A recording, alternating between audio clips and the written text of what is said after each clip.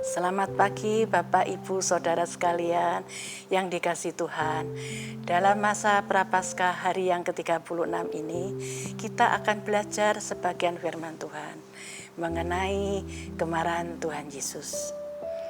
Tuhan Yesus itu lemah lembut, panjang sabar, penuh kasih dan pengampun. Kok bisa marah? Dasar Alkitabnya dalam Matius 21 ayat 12 sampai 13. Lalu Yesus masuk ke bait Allah dan mengusir semua orang yang berjual beli di halaman bait Allah.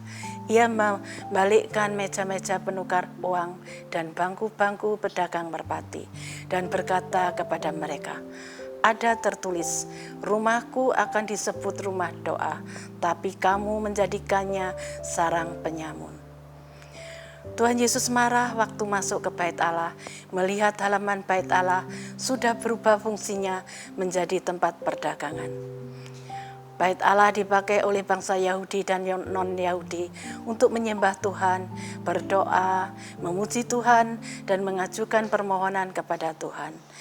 Pada masa itu, setiap orang yang akan beribadah harus membawa persembahan berupa ternak atau hewan yang tidak bercacat untuk korban. Bila mereka membawa korban hewan yang bercacat, mereka harus menggantinya dengan yang baik, membeli hewan yang dijual di bait Allah dengan harga yang tinggi. Tuhan Yesus marah karena hal tersebut memberatkan dan menyusahkan orang-orang yang akan beribadah, terutama bagi orang miskin. Tuhan Yesus marah karena para pejabat bait Allah menghina kekudusan bait Allah dan menghalangi hak orang lain untuk beribadah, dan tidak ada rasa hormat kepada Allah karena terjadi keramaian dan kegaduhan dari suara hewan-hewan itu. Tuhan Yesus marah membalikkan meja-meja penukar uang dan bangku-bangku penjual merpati, sebab meja-meja itu oleh orang non-Yahudi dipakai sebagai tempat mereka berdoa. Oleh para pedagang dipakai sebagai tempat tukar uang dan jual beli.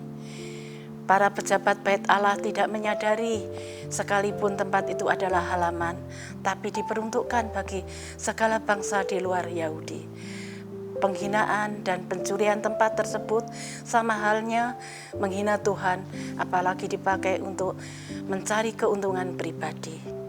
Maka dikatakan oleh Tuhan Yesus, "Rumahku akan disebut rumah doa, tapi kamu menjadikannya sarang penyamun."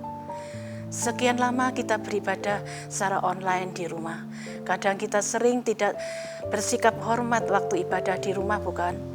Mari perbaiki sikap kita waktu beribadah di rumah, karena hadirat Tuhan juga hadir dimanapun kita beribadah. Jangan main HP, kesana kemari, duduk seenaknya sambil makan dan sebagainya. Ini sikap yang salah. Setiap orang percaya pastinya juga sangat mencintai rumah Tuhan. Sudah lama kita tidak beribadah bersama-sama karena pandemi. Saat ini tingkat COVID sudah melandai. Marilah kita kembali beribadah bersama-sama di gereja. Gereja sudah membuka ibadah tanpa jemaat perlu mendaftarkan diri lebih dulu. Kita bisa menikmati ibadah bersama dan menikmati rumah Tuhan, rumah kita bersama. Tuhan memberkati kita semua. Amin.